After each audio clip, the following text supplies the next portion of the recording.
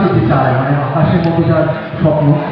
এবং এখানে গল্পের মধ্যে এই আমার পাশে যে দাঁড়িয়ে আছে ডালি, এই ডালি চরিত্রটি আকাশের মতো একটি স্বপ্ন বেছে নিয়েছে এবং তার পরিবারকে বাঁচানোর জন্য সে তার মতের বিরুদ্ধে গিয়ে তার থেকে অনেক বড় বয়সী একটি ছেলেকে বিয়ে করছে। এবং সেই বিয়ে করার কারণটাই হচ্ছে যে যাতে তার ফ্যামিলিকে সে বাঁচাতে পারে। যেই ফ্যামিলিতে সে কিন্তু মেয়ে নয়, সে কিন্তু আসলে সে আশ্রিতা, সেই ফ্যামিলির আশ্রিতা একটি মেয়ে, কিন্তু সেই আশ্রিতা মেয়ে তার জীবনে বলিদান দিচ্ছে সেই ফ্যামিলিটিকে বাঁচানোর জন্য। এবং এই আমার যে চরিত্রটি রক্ষী, এ কিন্তু প্রতিহিংসা পরায়ণ, এ বেসিক্যালি বদলা নিতে চাইছে এই মুখার্জি পরিবারের বিরুদ্ধে।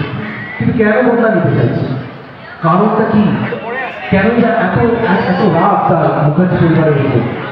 এই সমস্ত গল্পকে কেন্দ্র করে বা এই প্রত্যেকটি গল্প যখন পড়তে পড়তে ঘুরবে আর কি, মাঝে মাঝে ঘুরবে, তখন তৈরি হবে আকাশ কবি। 29 তারিখ জানুয়ারি মাস 2024, শুধুমাত্র একটা নতুন প্রজেক্ট যখন শুরু হয়, অনেক আশা স্বপ্ন বিশ্বাস নিয়ে শুরু হয়, মানে দর্শকদের সাথে সাথে আমাদেরও অনেক এক্সপেকটেশন থাকে। আর আমার মনে হয় যে আমাদের টিম, আমাদের খুব একটা স্ট্রং টিম, তো আমার মনে হয় না পঞ্চমটা খুব একটা টাফ হবে।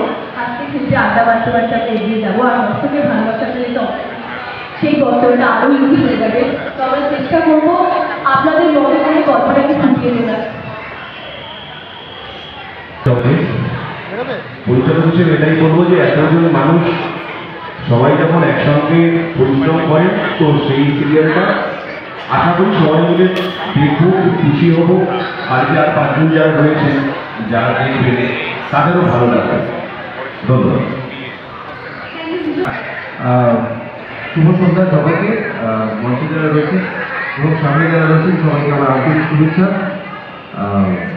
সঙ্গে যারা রয়েছে, যাদের দেখতে পাচ্ছেন,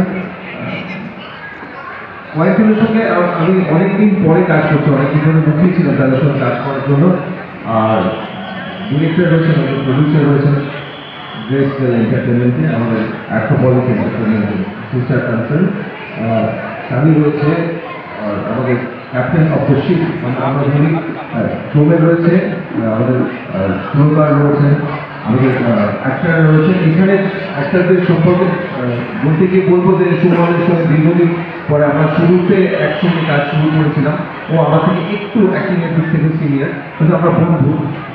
অনেকদিন পর ওর সঙ্গে কাজ করতে পারছি। শৈলীর সঙ্গে দেখা সাক্ষাৎ হতো, কিন্তু আবার কাজ করছি। মনিকার সঙ্গে এখন প্রায় কাজ করি। তো এরকম। আর এখানে ওর একটা আলাদা পরিচয় আছে, সেটা প্রকাশ্যে বলা যাবে না, কিন্তু ওর সঙ্গে আমার একটা বন্ধুত্বের সম্পর্ক আছে। আর সম্রাটের সঙ্গে তাই অনেকদিন পর আবার আমার বন্ধু একসঙ্গে কাজ করতে পারছি। আর ওর একদমই নতুন, চিনি কিন্তু কাজ করা হয়নি, এবার কাজ করবো। এছাড়াও এই আকাশ কুসুমে আপনারা আকাশ কুসুম ভাবতে ভাবতে যখন দেখবেন আমাদের এই ধারাবাহিকটা, তখন দেখতে পাবেন আরো অনেকে রয়েছে আপনাদের পছন্দের। কম্পিটিশন হিসেবে রয়েছেন আমার চারপাশে। প্রত্যেকদিন কি হয়, টেনশনটা বেড়ে যায় সরকারের, এবং হওয়ার পরে প্রত্যেকের চোখের দিকে তাকে জিজ্ঞেস করতে হয়, বলুন তো পারলাম তো। এবং অবশ্যই আমার বহু পুরনো বন্ধু রয়েছে এখানে, সে প্রডিউসার রয়েছে, সময় আমার বহু পুরনো বন্ধু। এবং ইনফ্যাক্ট এই যে হাউসটার সাথে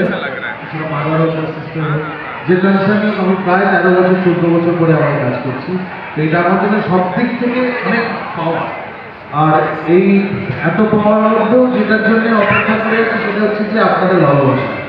যদি আমাদের আকাশ কুসুম আপনাদের ভালো লাগে, আপনাদের আশীর্বাদ পাই, ভালোবাসা পাই, তাহলে মনে হবে যে এতগুলো মানুষের যে স্বপ্ন, সেটা সত্যি আকাশ কুসুম নয়, আমরা ছুঁতে পেরেছি, আমরা আপনাদের প্রত্যেকের মন অব্দি পৌঁছতে পেরেছি।